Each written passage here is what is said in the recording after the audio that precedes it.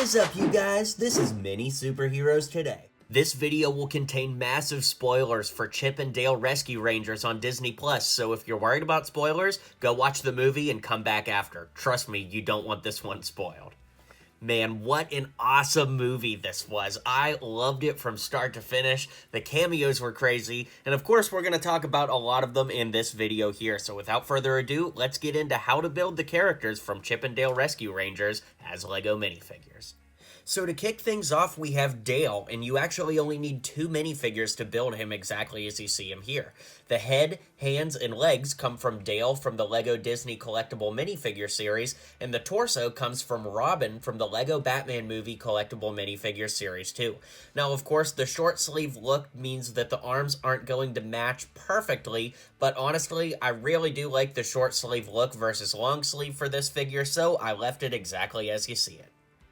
Next, we have Chip in his sport coat, and this is what he wears for a lot of the movie, of course. So to build this, we went ahead and used the head, hands, and legs from Chip from the LEGO Disney Collectible Minifigure series, and the torso comes from the soccer coach from the German Soccer Collectible Minifigure series. Now, if you have a better recommendation for a torso to use that's a little bit more common, be sure to drop a comment and let me know, but in the meantime, we'll keep rolling on. Probably the craziest cameo was Ugly Sonic. Who would have ever thought? To build Ugly Sonic, I used the torso and head from the LEGO Dimensions version of Sonic with white hands and blue legs. Pretty simple, but I'm still laughing that they put that in the movie. How crazy.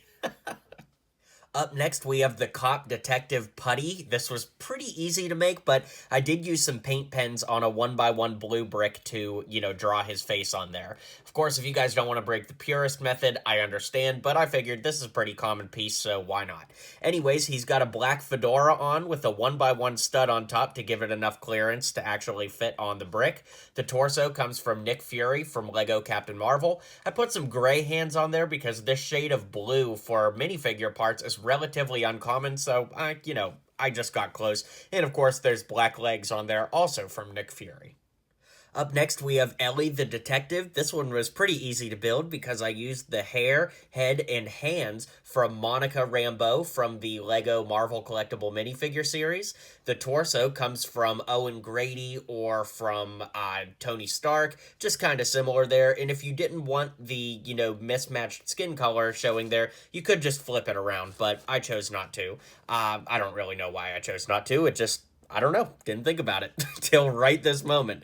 Then the legs come from Chief O'Hara from the LEGO Batman movie. Up next, we have Dale in his magnet disguise. He's got that nice top hat on. So, of course, I put a top hat on him here. You can see that there's a little bit of blue sticky tack in there to keep it adorned to his head. But the hands and head come from Dale from the Collectible Minifigure series once again.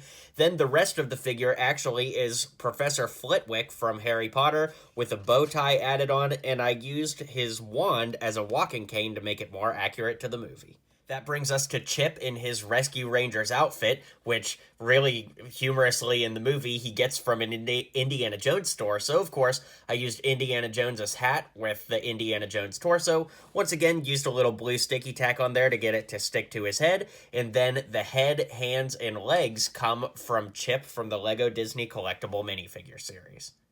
Next, we have Seth Rogen's character, Bob, and unfortunately, when you use this long beard piece, which I did use flipped around because I thought that it looked better flipped around for this particular character, it means that you can't put a traditional hair piece on top. So, unfortunately, my custom here is bald. If you have better recommendations, let me know in the comments below, but the head comes from Aquaman from LEGO DC. The torso, beard, and axe come from one of the dwarves from the LEGO Castle theme, and I put some tall brown legs on there to make him a little bit bigger.